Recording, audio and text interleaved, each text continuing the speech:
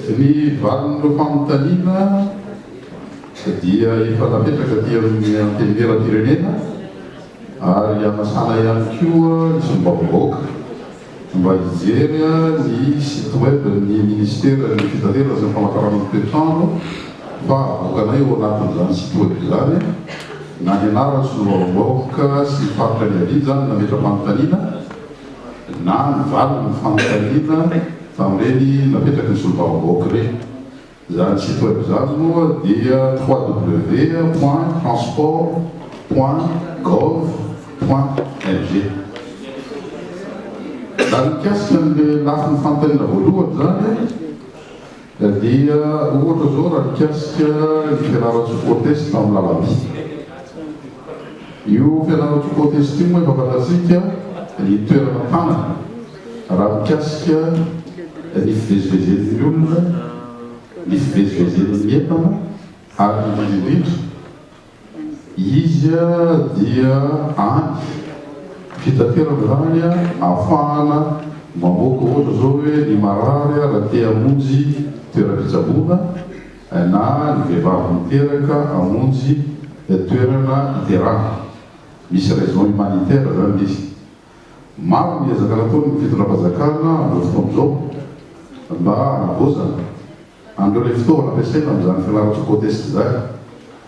Izao zao ny fitondram-panjakana dia nanokana sora-bola ndraiky hividianana drésine vaovao anampiana ny drésinenao.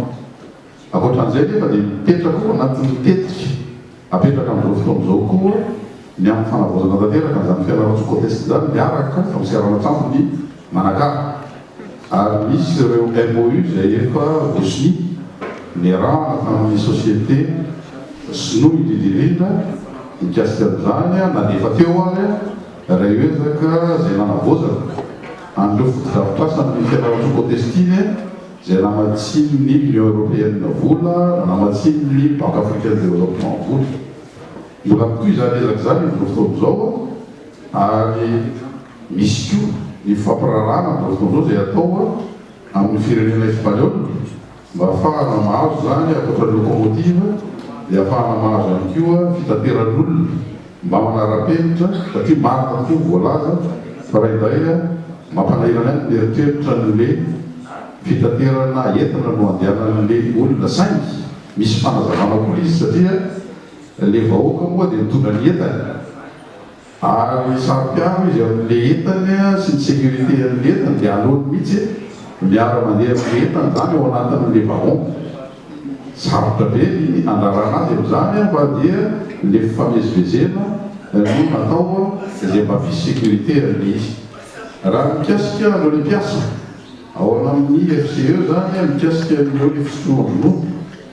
izay efa mipetraka hatramin'izay moa zany problème zany efa hatramin'ny taona 3 any hoany dia ny mikasika ny antoza taratasy reny eo anivon'ny ministère ny fitaterana efa vita tanteraka. Mianto zany ny fanapahana avy any amin'ny tompon'andraikitra misahana fitantarana ara-bola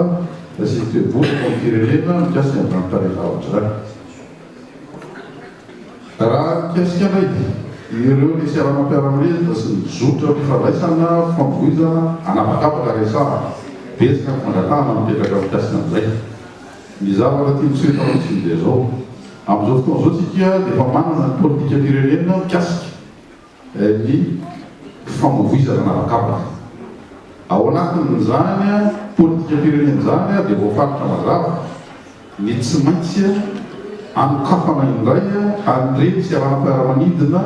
misy eto amin'ny firenentsika efa tamin'ny 50 ireo siaranam-piaramanidina ireo misy ny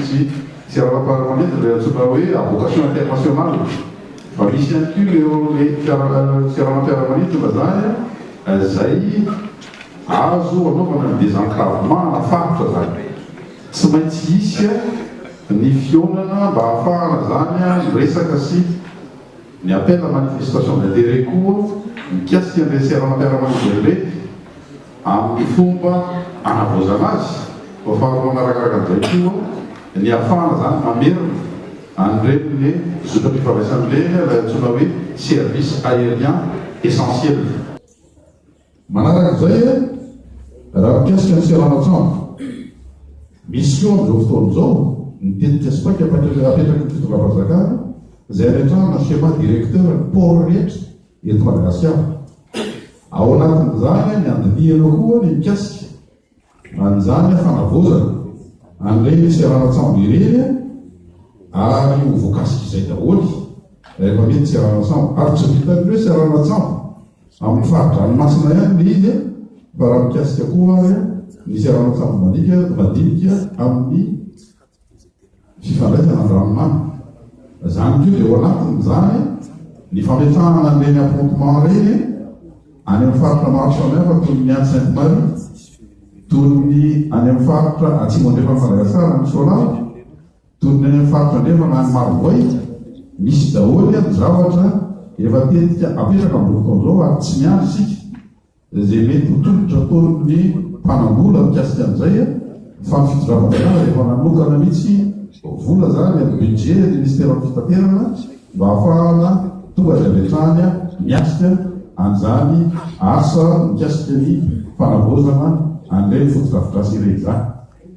Tia soitana manokana eto aza mifantenana apetraka solovavam-bahoaka mikasika ny canal de Pangalane. Canal de Pangalane io dia isan'ny méga projet anankiray, méga projet ao satria projet maro lafo izy io ary misampana amin'ny tarehin-javatra maro. Izany canal de Pangalane zany amin'izao fotoan'izao dia efa vita ilay période d'incubation enim-bolana izay iarahana amin'ny firenena marokana. Hiditra eo amin'ny lafintsika amin'izao fotoan'izao amin'ity volana jolay ity sy ny volana aogositra, hiditra eo amin'ny lafiny zany fijerevana ny famatsim-bola entina manatanteraka an'izany méga projet zany ary eritreretana ho amin'ny voalohandohany ny taona 2024 no anomboka ny asa mikasika an'izany canal de Pangalane izany. Araka ny voalaza tao méga projet mihitsy izy io satria na ny alavany canal de Pangalane io fotsiny sy ny voakasika mikasika an'izany projet canal de Pangalane izany tafiditra ao fizantany, tafiditra ao famoronana amin'ireo marina zany izay efa mivezivezy amin'ny canal de Pangalane. Tafiditra ao koa fijerevana ny fanatsarana an'ireo tanàna manamorona an'izany canal de Pangalane izany, fametrahana an'ireo le fotodrafitrasa rehetra ilaina amin'ny fandraisana ny mpizaratany, eo koa fikajiana ny tontolo iainana zany rehetrarehetra zany dia anavoatanteraka ny endriky zany faritra lalovana zany canal de Pangalane zany. Manarak'izay dia resanao garotiera io dia araka voalaza teo dia misy tetika efa mipetraka tsara mazava eo anivony ministère fitaterana fa tsy maintsy atao zany rehetrarehetra zany ary misy ny fandalina izay atao hoe amin'ity taon'ity dia reto no atao ohatra izany zao mananjara ao anatin'izany mavain-drano, ao anatin'izany ihany koa ny any vatomandry fa mandeha araka ny tokony anatanterahana azy zany dia miasy ireny. Miresaka tsika resaka fitaterana tanety misy fanontaniana napetraka mikasika hoe azahoana le bus intelligent amin'izao fotoan'izao dia ny vaniteny azombary dia zao mitohiny fa tsy mijanona koa sainga misy fiemorany kely ny fanatanterahana azy satria ilay orinasa izay miara-miasa ny fitondram-panjakana amin'izao fotoan'izao ametrahana ny bus intelligent eto amin'ny tanàna Antananarivo dia nandalo fotoana sarotra be ny tompony orinasa satria raha tsika mafantatra va misy nanao kidnapping le zanany. Tsy orin'Andriamanitra moa fa tafavoaka soana tsara tsy maty fo manaita ny zanan'izany kanefa niteraka fikotana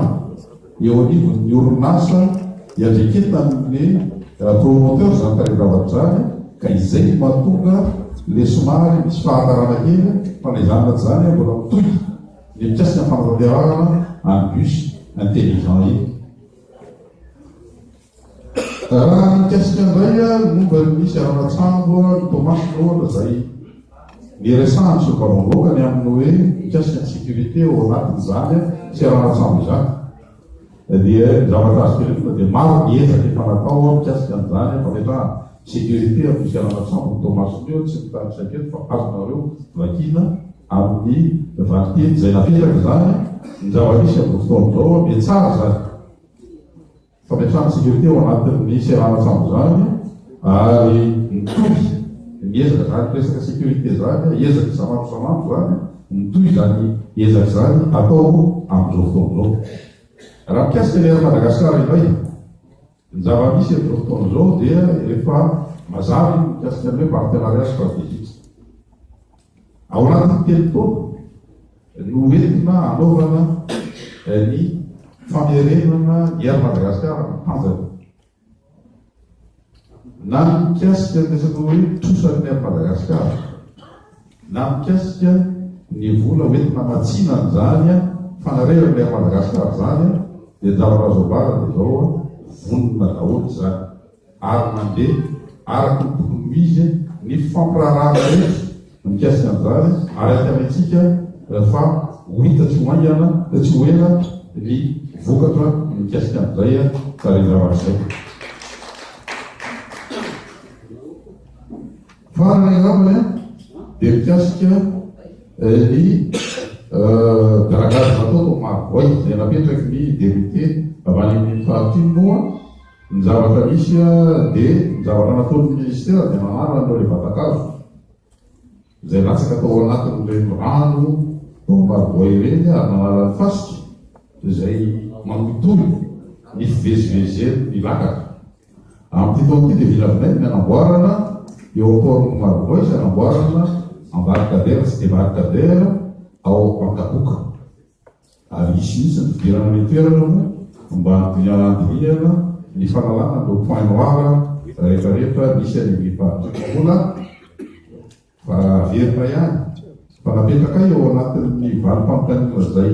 natolotra nareo sy ny vaovao ka sy hitanareo am'izay site web ny ministère zay fa fampiarana any fifotikevitra lehibe napetraka ny filohampirenena mba hoentina anatanterahana ny asa dia tsy misy zany fa le hoe fisabatana amin'irehitra tsy misy adino eto amin'ny firenentsika ny faritra rehetra mikasika ny tetikasa apetraka satria fantatra avetrariko fa manana gap tena ngeza betsika raha resaka infrastructure rezahana nefa amin'izao fotoan'izao dia homaniny fiforam-panjakana ireo fitaovana rehetra na minafo miara-boja na ny olona zany sy ny zavatra atao mba ahafahana zany manitsina zany infrastructure izay misy gap eto amin'ny firenentsika eto zany izay